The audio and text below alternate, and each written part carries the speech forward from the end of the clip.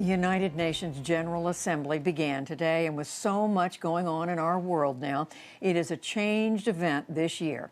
The normal buzz around the east side of New York City and crush of delegations gave way to a virtual meeting. And as Nick Schifrin tells us, in the 75th year of the UN, unity is in short supply.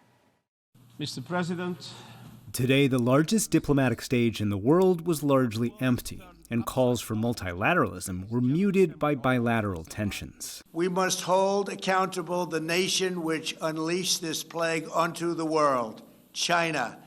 President Trump called COVID-19, which first emerged in Wuhan, the China virus.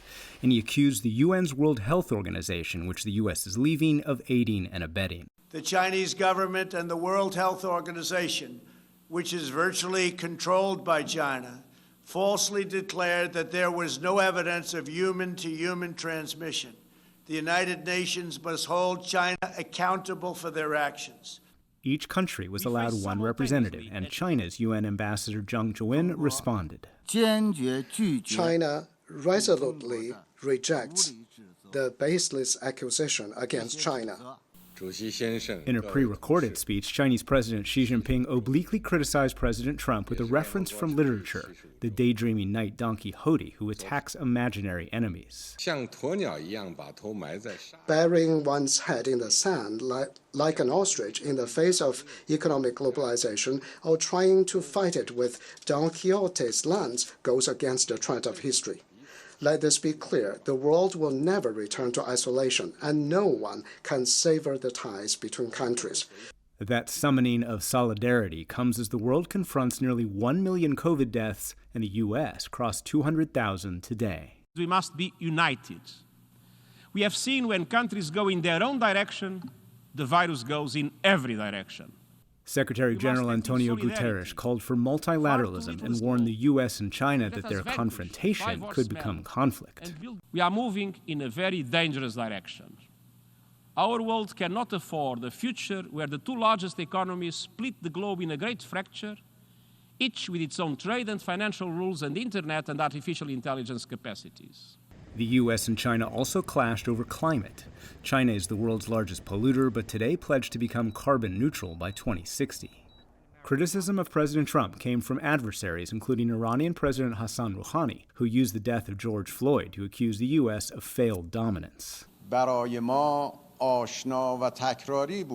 We instantly recognized the feet kneeling on the neck as the feet of arrogance on the neck of independent nations. The U.S. recently declared it reimposed UN sanctions on Iranian enrichment and weapons sales, including missile parts. But all the other members of the Security Council rejected the U.S. authority to snap back sanctions since the Trump administration left the 2015 Iran nuclear deal. This is a victory not just for Iran, but for the global community, that an aspirant of hegemony is humiliated in such self-created isolation.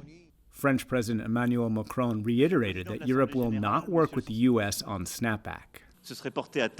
This would undermine the unity of the Security Council and the integrity of its decisions. It would run the risk of further aggravating tensions in the region. San Francisco, California, a momentous conference begins.